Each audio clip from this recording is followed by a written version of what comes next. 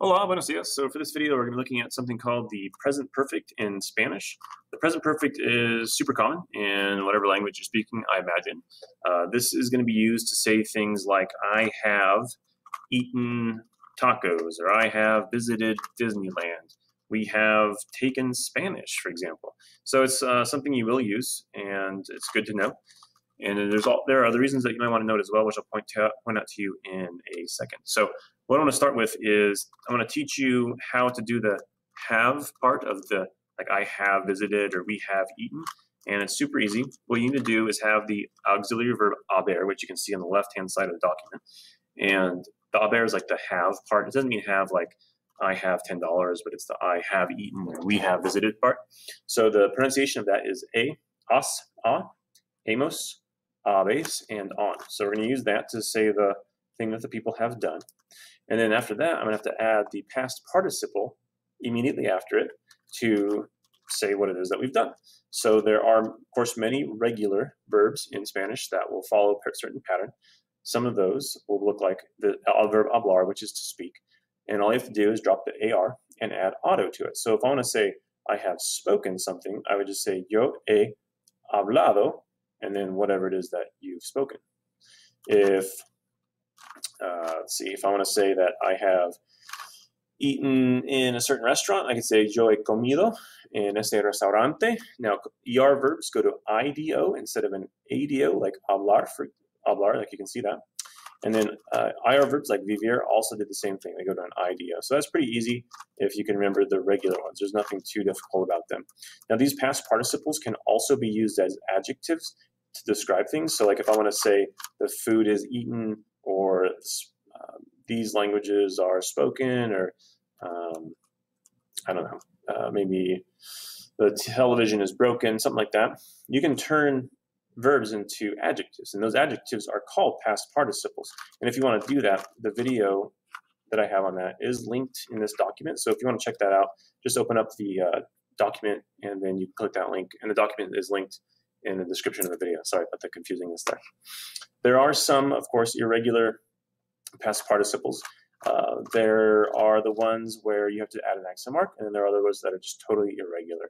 So the ones with the accent mark come along when you see that the stem of the verb ends in an A, E, or an O. So, excuse me, the stem of the verb, if you forgot, is when I drop the ER or IR or AR, and what's left over, that's the stem. So the stem of creer is just CRE, the stem of leer is just LE, trier is TRA, and so on. So these are all ER or IR verbs, which means they're going to take an edo ending to them. Now, in order to keep the stress on the edo, I have to add an accent mark on that I. If I don't add the accent mark on it, then what happens is it changes the pronunciation of the word. It changes how you want to say it, which of course we don't want to do. So creído, leído, traído, and oído all have accent marks over the I. There are other ones too, but just for example, those are some. There are some irregular ones. So what I've done for you is put those in a list here. I put the infinitive of the verb, what it means, and then the past participle. So abrir means to open. So abierto would mean, well, I guess it would mean open also, or opened. Like I have opened the book, or she has opened the door, for example.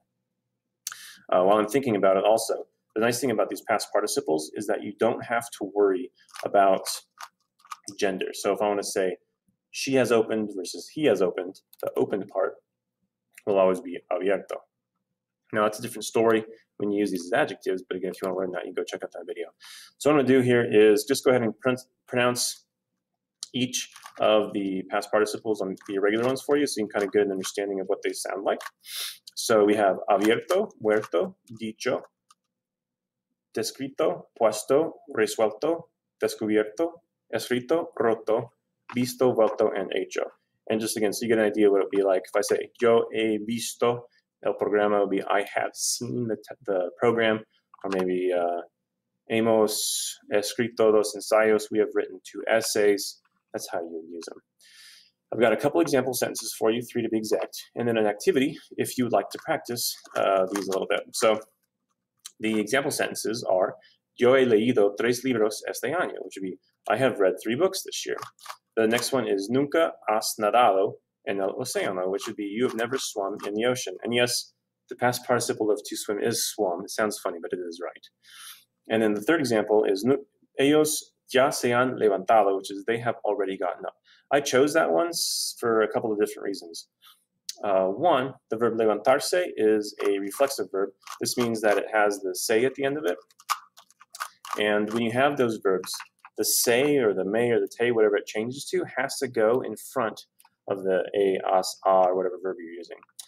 And so it goes in front of the on. So if I want to say I have gotten up, it'd be yo me he levantado. I also did the sentence because I put the word ya in it, which means already. In English, the word already in these sentences goes between this and the past participle. In Spanish, it can't go between it. Nothing goes between it. You can't put the reflexive pronoun. I can't put a lo or a la, like if I wanted to say, I have eaten it, and it is el taco. The taco can change to lo.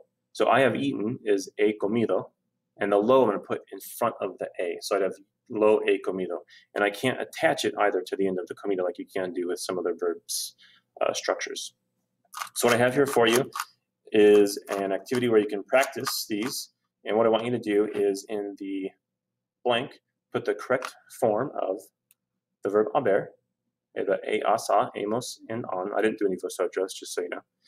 And then put the correct past participle version that you have right there in front of you. So why don't you take a second, and as soon as I finish solving this Rubik's Cube, I will scroll down and show you the answers, okay? So go ahead and do those right now.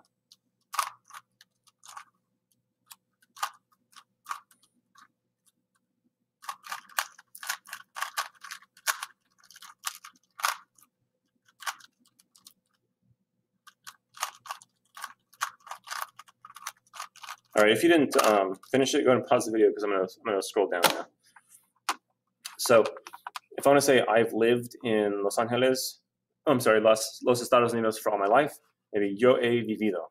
The answer's over here on the right. They have already set the table. It would be ellos ya han puesto la mesa. Poner is one of the irregular ones that I gave you earlier. You have moved a lot, so I chose this verb because it's reflexive with darse.